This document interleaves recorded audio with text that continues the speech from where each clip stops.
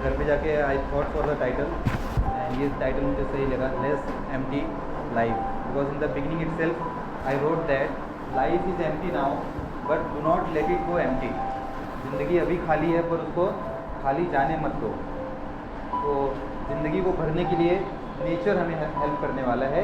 तो that's why I choose the title less empty life. Nature को acknowledge नहीं किया यहाँ पे, बिकॉज पोएम तो पूरी नेचर के ऊपर ही है। तो बीइंग स्लाइटली क्रिएटिव, एंड जो टाइटल्स जब चूज़ करते हैं पोएम के, तो we always we don't just give the title, we should think a little and make the title bit effective और इम्पैक्टफुल होना चाहिए टाइटल, जिससे क्या हो पता है, क्वेश्चन आने चाहिए मन में, what could be there in the poem, क्या लिखा होगा ऐसा जो पढ़ जाऊँ मैं, ठीक है। तो less empty life I don't think कि इतना इफेक्टिव है, बट स्टिल थोड़ा सा डिफरेंट है, ठीक है। तो life is empty now when we are when we face the bad days or when we feel bored at home, what do we think that यार कुछ है ही नहीं करने के लिए, we are feeling bored, life feels like empty, कुछ नहीं है, खाली हो गया है, टाइम वेस्ट हो रहा है सिर्फ, right. Stop writing now.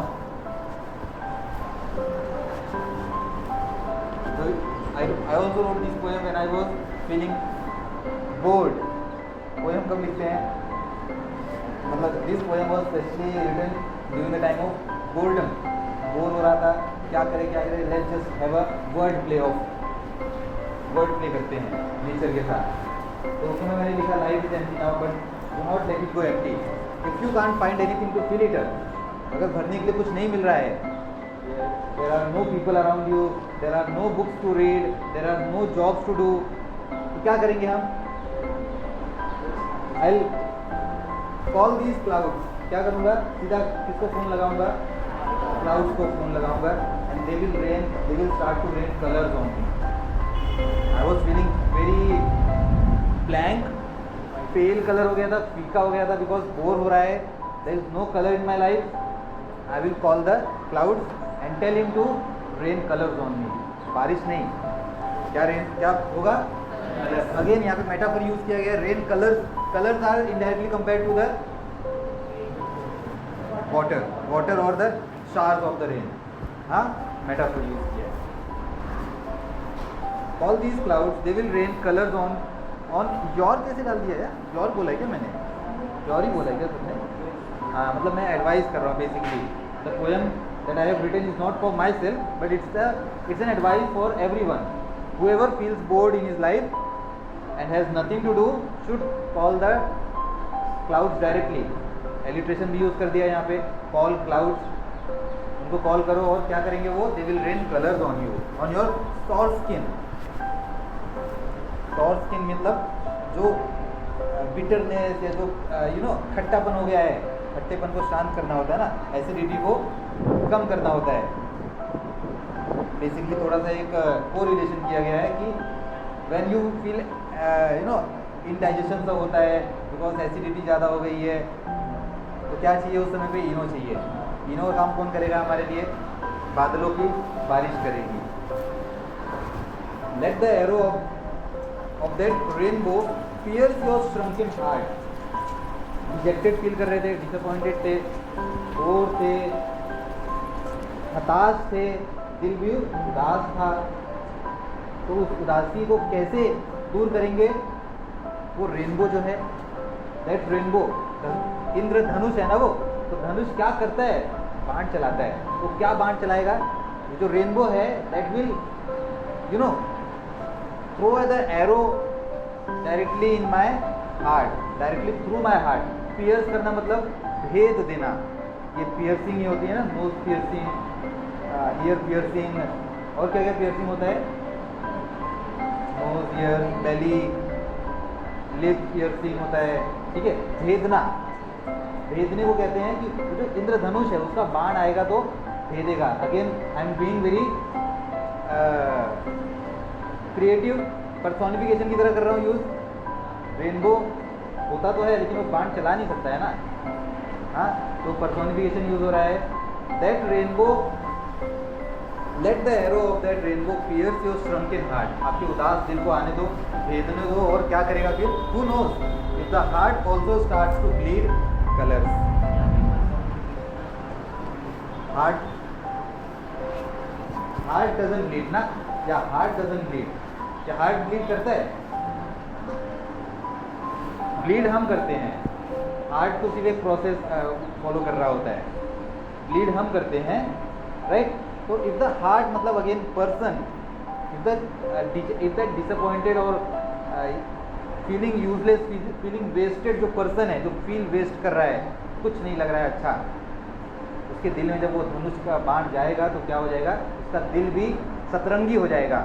If the heart also starts to bleed colours, Hindi में लिखा था उसको मैंने सतरंगी, दिल भी क्या हो जाएगा?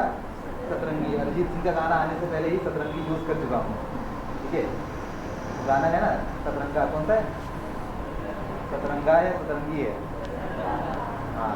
तो उसके लिए उसको उसके पार्टनर के आने से सतरंगा हो रहा है दिल, और मेरे लिए रेनबो और the nature is helping me bleed colours through my heart.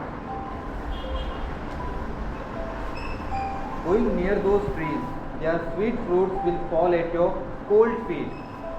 पैर ठंडा पड़ चुका है। अगेन एक तरीके से सिचुएशंस बता रहा हूँ मैं आपको यहाँ पे। The situation is not that very simple one, complicated situation है, डिफिकल्ट सिचुएशन है। कोल्ड फीट कब होता है इंसान? हाँ, जब नहीं, कोल्ड फीट का मतलब होता है, cold feet is a phrase की तरह यूज करते हैं जब नर्वस हो जाते हो, डर लगता है, कंपन बोलते हैं, कंपन जब शुरू होती है ना, ठंडी लगता है, डर लगता है, ओके? तो कोल्ड फीट क्या पड़ जाते हैं? डर लगता है, पैर ठंडे पड़ जाते हैं ना, वैसा। तो गो नियर दोज ट्रीज, जो आपके आसपास जो ट्रीज दिख रहे हैं उनके पास जाओ। दे विल क्या बोलते हैं? They will throw some fruits at your feet, तो fruits will fall at your cold feet. The greenery of their air will fill you with wonders and tenderness. और उनके आसपास की जो हरियाली है, हरियाली किसकी? हवा की हरियाली। बेसिकली अगेन एलिट्रेशन यूज़ किया था मैंने हिंदी में। हवा की हरियाली आपको क्या कर देगी? आपके रग रग में क्या भर देगा? वंडर्स मतलब सरप्राइज भर देगा, खुशियाँ भर देगा, और टेंडरनेस तरोताज़ा कर देगा। क्या कर देगा आपको? तरोताज़ा। Fall at your cold feet and the greenery of their air, उनकी हवा की जो हरियाली है, उनकी हरियाली नहीं, उसके आसपास जो वातावरण है, उस वातावरण की जो हरियाली है, the freshness of the air, air का जो फ्रेशनेस है, that freshness will fill you with freshness, आपके अंदर भी तरोताज़ा भर देगा, और आपको क्या कर देगा? टेंडरनेस एंड क्या बोला है? वंडर, सरप्राइज भर देगा, सरप्राइज, ठीक है? वैसा हो जाएगा। Good Fortune will run through your fine veins, और जैसे ही आपके अंदर वो भरना चालू करेगा तो आपके रग रग में क्या घूमेगा? गुड फॉर्च्यून मतलब अच्छी किस्मत, है ना? हाँ, good Fortune will not run ना, वो वेन्स में थोड़ी ना रन करता है। वेन्स में क्या रन करते हैं? ब्लड। पर्सोनिफिकेशन नहीं है, मेटाफर भी है। Good Fortune means again the pure blood, oxygenated blood, because tree के पास जाते हो तो क्या मिलता है आपको? ऑक्सीजन। मतलब देखो, माय वे ऑफ राइटिंग, मेरा स्टाइल क्या है राइटिंग का? Quote the facts in a proper poetic way में। फैक्ट्स को कोट करता हूँ मैं पोएम के अंदाज में। फैक्ट ही है, पेड़ों के पास जाओगे तरोताज़ा कर देंगे, ऑक्सीजन आता है, रग रग में ऑक्सीजन आएगा। ऑक्सीजन आपको सच में हैप्पीनेस प्रोवाइड करता है। डीप ब्रीदिंग किया करो बीच बीच में, आप लोग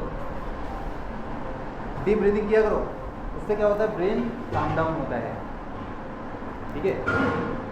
स्मॉल ब्रीदिंग करते हो ना तो ब्रेन एग्जॉस्ट होने लगता है। नोटिस करो कभी कभी हम ना सांस लेना छोड़ तो नहीं देते हैं, लेकिन लंबी सांसें लेना जरूर भूल जाते हैं। ये मेरा एक्सपीरियंस है।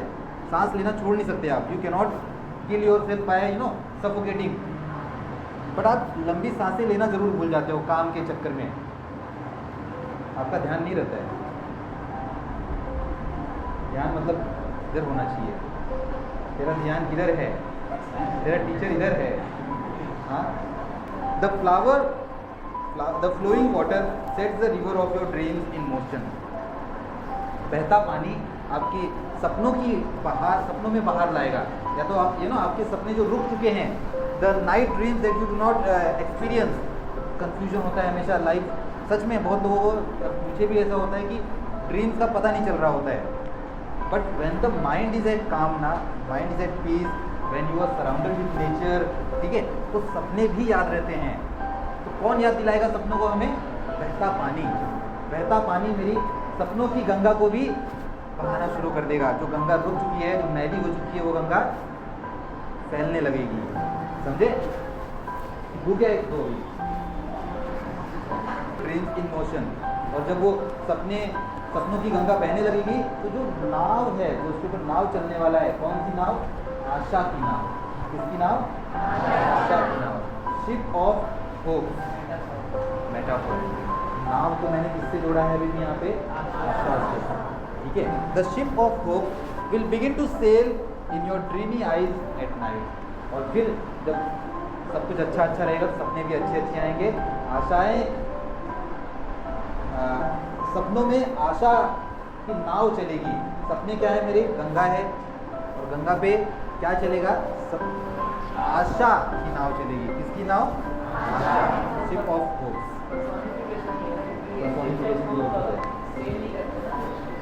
शिप सेल करता है, लेकिन होप वाली शिप नहीं सेल करती है, नहीं करती है। पर्सोनिफिकेशन यूज हो रहा है। बट जब ये लिखा है मैंने, when you feel and write something ना, so at that time you do not worry more about the figure of speech and all. लिखते समय याद नहीं रहता है, लिखने के बाद पता चलता है हाँ इसके अंदर ये figure of speeches हैं, I have followed certain rules, वो बाद में पता चलता है।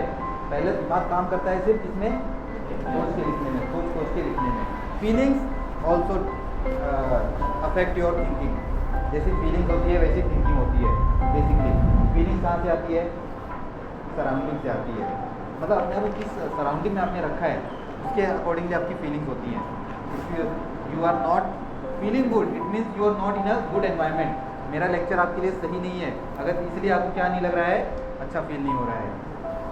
तो if you are liking my lecture, it means you are in a good environment. अच्छी फीलिंग आएगी तो अच्छे थॉट्स आएंगे, अच्छे वर्ड्स निकलेंगे। पूनम, कौन से एनवायरनमेंट में हो आप? Don't fake the environment, give the right answer. कौन सा एनवायरनमेंट में हो गया? अच्छा एनवायरनमेंट है, बट उस आशा की नाव तो बह नहीं रही है आपके सपनों में। चेहरा सब कुछ बयां करता है, चेहरा सब कुछ बयां करता है। चेहरा मतलब एक्सप्रेशन, समझे? फेस मतलब expression. The wet soil will make you feel that you are entitled to enjoy its aroma. गीली मिट्टी की खुशबू आपको ये एहसास दिलाएगी, तू ही हकदार है मेरी, मेरी खुशबू लेने का हकदार कौन है? तू ही है। The wet soil will make you feel that you are entitled. Entitled means you are righteous owner, हकदार हो आप। किसके? उसकी खुशबू, सुगंध को महसूस करने के हकदार हो। क्या हो? सुगंध को महसूस करने के हकदार हो। Soil doesn't make you feel, ठीक है? सॉइल एक नॉन लिविंग थिंग है। I can make her feel that she is not paying attention. I can make her feel that because I am a human being and she is a human. A bench will not make her feel comfortable. Bench ही है, ये comfortable खुद से feel कर रही है, right? Plant the seeds of flowers in the wet soil of your mind that grows your thoughts into beautiful fragrant flowers.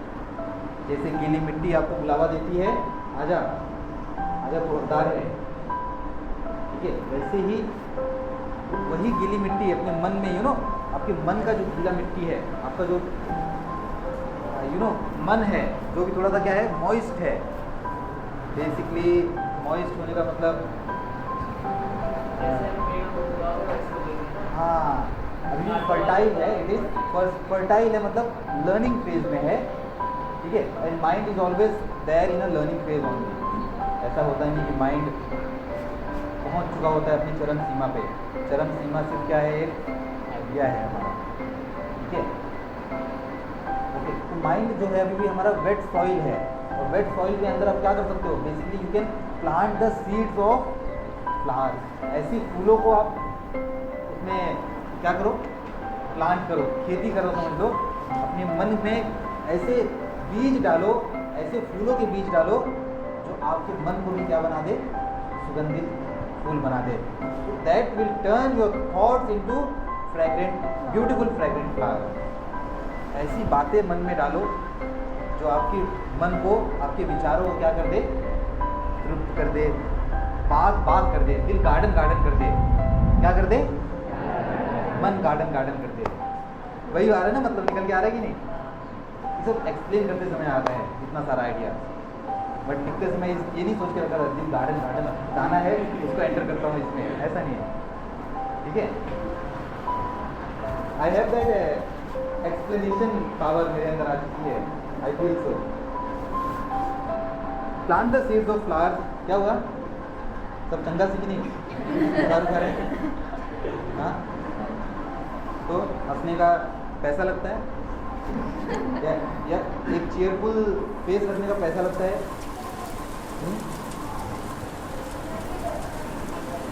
Which one? Metaphor भी है इसके अंदर और पर्सोनिफिकेशन भी है। Plant the seeds of flowers in the wait soil of your mind. Mind को मैंने क्या बनाया है यहाँ पे, वेट सॉइल बनाया है, मेटाफर है पहला तो। And thoughts will grow into fragrant flower. तो थॉट्स मैंने क्या बना दिया है, सीड्स बना दिया है बेसिकली। थॉट्स को क्या बनाया है, सीड्स बनाया है। किसके सीड्स? फ्लावर्स के सीड्स। मेटाफर है यहाँ पे। And thoughts wait soil of your mind that grows, mind that grows your thoughts into beautiful fragrant flower. Mind grow नहीं करने वाला है, ग्रो कौन करता है? हम करते हैं, जिंदा इंसान करता है, ना कि just mind. Listen to the heart beats of those living beings, their beats are humming a melody. ये हो गई नेचर की बातें। मैंने अभी तक बात किया है, किसकी बात की मैंने? क्लाउड्स की बात किया, रेनबो की बात किया, ट्रीज की बात किया, प्लांट्स की बात किया, शिप्स की बात किया, मतलब पानी की बात किया, वाटर की बात किया मैंने, सॉइल की बात किया। नाउ आई जंप, प्लांट्स की बात किया। अभी जंपिंग किस पे कर दिया मैंने? अब दिल को किस पे जंपिंग जबाक कराना है? धड़कनों पे। किस पे जंपिंग जबाक कराएंगे? धड़कनों पे। तो listen to the heart beats of all those living beings. आपके आसपास जितने भी जिंदा चीज़ें हैं, they have a heart. Mosquitoes को होता है ना? कॉकरोचेस को होता है, पर कॉकरोचेस को हार्ट होता है कि उनका पूरा एक फ्लूइड होता है बस अंदर? हाँ, ओपन सर्कुलेटरी होता है। तो हम वर्टिब्रेट्स की बात करते हैं ना, चलो वर्टिब्रेट्स जिनके अंदर हार्ट होता है और रीढ़ की हड्डी होती है। इनवर्टिब्रेट्स के अंदर होता है हार्ट नहीं, हार्ट होता है क्या इनके? इनवर्टिब्रेट्स को, जिनमें रीढ़ की हड्डी नहीं होती है, मोस्ट ऑफ नहीं होते हैं। यस, तो हम उनकी बात करते हैं जिनके पास दिल है, हमारे जैसा धड़कन है। तो listen to the heart beats of all those living beings, their beats, their heart beats are humming a melody. उनका धड़कन जो है ना, एक मेलोडी बना रहा है। क्या बना रहा है? म्यूजिक क्रिएट कर रहा है। अगेन अच्छा कोरिलेशन है ना, लाइक हार्ट बीट्स म्यूजिक, दिल से निकला हुआ म्यूजिक, एक कोरिलेशन किया है मैंने यहाँ पे। Their beats, their heart beats are humming. Humming मतलब वो हमिंग करते हैं ना, गुनगुनाना, गुनगुना रहा है। पर्सोनिफिकेशन नहीं, हमिंग हम ही करते हैं, हम गुनगुनाते हैं ना।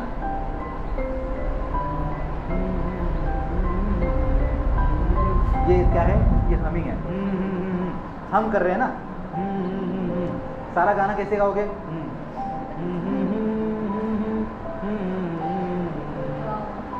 ऐसा, ये क्या है? हमिंग है। तो देयर बीट्स आर हमिंग, मतलब हार्ट बीट तो हम नहीं करते। हमिंग कौन करता है? इंसान करते हैं। जानवर भी अगर करते होंगे तो वो मुंह से करेंगे, ना कि दिल से करेंगे, ठीक है। तो पर्सोनिफिकेशन है। They have their beats are humming a melody, you have the ability to turn that melody into music.